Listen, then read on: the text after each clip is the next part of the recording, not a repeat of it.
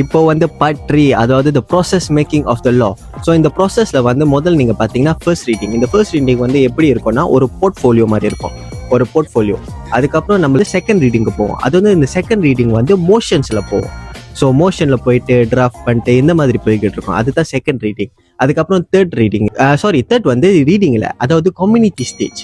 Community ஸ்டேஜில் வந்து ஆளுங்கள்லாம் வந்து பார்லிமெண்டோட ஆளுங்கள்லாம் வந்து அதில் டிஸ்கஸ் பண்ணிட்டு இந்த லா வந்து எப்படி கொண்டு போக போகிறாங்க, எதுக்கு இந்த மாதிரி வேணும்னு வந்து அவங்க ஒரு டிஸ்கஷன் போய்கிட்டு இருக்கோம்.